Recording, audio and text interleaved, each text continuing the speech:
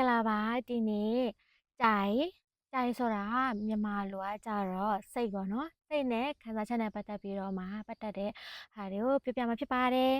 black ကြိုင်အားတင်တာပြောတာပါ black ကြိုင်အော်တာပေါ့နော်ထူးဆန်းသလိုခံစားရတာဆို black ကြိုင်အဲ့လိုမျိုးပေါ့နော်ထူးဆန်းသလိုခံစားရတဲ့ဟာကို black ကြိုင်လို့ပြောပါတယ်ရှင် white ကြိုင်ဆိုတာစိတ်ချတယ် white ကြိုင်စိတ်ချတယ်น้ำใจစေတနာမေတ္တာကိုပြောတာပါနော်ไม่มีน้ำใจ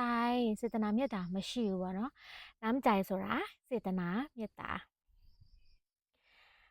นอกใจဖောက်ပြန်တာကိုပြောတာပါနော်တစ္ဆာဖောက်တယ်ဖောက်ပြန်တာကိုပြောတာนอกใจတစ္ဆာဖောက်တယ်တကယ်ချင်းလည်းသုံးလို့ရတာမဟုတ်ရင်ကိုယ့်ရဲ့ချစ်သူကောင်မလေးကောင်လေးလည်းသုံးလို့ရပါတယ်ဖောက်ပြန်တာဆိုတာนอกใจเขานอกใจผมသူကကျွန်တော်ကိုတစ္ဆာဖောက်ပါတယ်ภูมิใจဂုဏ်ယူတယ်ဥပမာမိဘကသားသမီးကိုဂုဏ်ယူတာဖြစ်ဖြစ်ဆရာသမားကိုယ့်ရဲ့တပည့်ကိုဂုဏ်ယူတာဖြစ်ဖြစ်အဲ့ဒါသုံးလို့ရပါတယ်ภูมิใจဂုဏ်ယူတယ်จริงใจအလေးနဲ့ထားတာကိုပြောတာပေါ့နော်คนจริงใจဆိုတာအလေးနဲ့ထားတဲ့လူဥပမာကိစ္စတစ်ခုဥပမာကိုကစိတ်ဝင်စားလုပ်နေတယ်စိတ်ကိုဟိုจริงใจဆိုတာမဖောက်ပြန်ဘူးသူများကိုခဏလိုမျိုးမဖောက်ပြန်ဘူးဆိုရင်အဲ့လိုမျိုးจริงใจလို့လည်းသုံးလို့ရပါတယ်ရှင်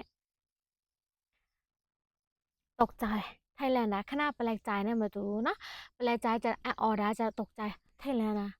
ตกใจหมดเลยအဲ့လိုမျိုးသုံးလို့ရပါတယ်ตกใจไทยแลนด์นะပါရှင်